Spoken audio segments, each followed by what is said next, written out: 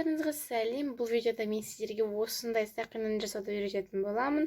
Осын сіздерге бар болғаны 2 түсті бисер керек болады.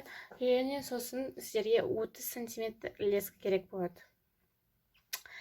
Ал видеоны бастамай тұрып, мен видеома лайк басып, комментарий жазып кетіңіздер. Және де мен жаңадан шыққан видеоларымнан қалқылмаш үшін подписка жасап, колокольчикті басып кетіңіздер. Ал кеттік. Сол жақтағы лескаға 4 қызыл бисер санамыз. Оң жақтағы лесканың соңын ең шетінде тұрған бисердің ішіне кіргіземіз. Осылай болу керек. Тартамыз. Міне бізде осындай крестик болып шығады. Біз екі шетіне де 5-5 бисерден саламыз. Бір қызыл бисерді саламыз, сосын оң жақтағы лесканың соңын сол бисердің ішіне кіргіземіз. Осындай болу керек. Тартамыз.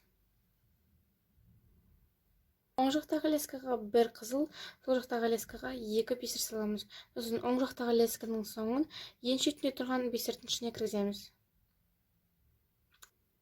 Тартамыз.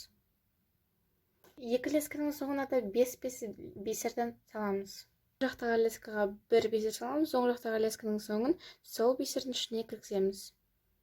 Тартамыз. Оң жақтағы лесканың соңын сол жақта тұрған ең шетінде тұрған бисердің ішіне кіргіземіз. Тартамыз. Енді осы схемамен саусағымыздың соңына дейін жасаймыз. Енді мен саусағым ішіне қарай жасадым. Осылай мен саусағым размері осындай. Ең соңына осылай 5-5 бисерден саламыз екі шетіне. Мен оң жақтағы лесканың соңын алдым. Енді біз ең бірінші салған бисердің ішіне кіргіземіз. Қараңыздар. Осылай болу керек. Тартамыз. Екінші шетінде тура солай қайталаймыз. Ең бірінші салған бисердің ішіне кіргіземіз. Тартамыз. Біздің сақинамыз дайын. Енді біз лескалардың соңын киіммен 3 рет байлаймыз. Байладым 3 рет, енді біз бұны қырқамыз. Станда бізде осындай сақина шықты. Қараңыздар, өте ерекше сақина. Тоқылуды өте ерекше. Сіздерге енді бұл видеом ұнаса лайк басып, комментарий жазып кетіңіздер. Және де мен жаңадан шыққан видеоларымнан қалқымаш үшін подписка жасап, колокольчикті басып кетіңіздер.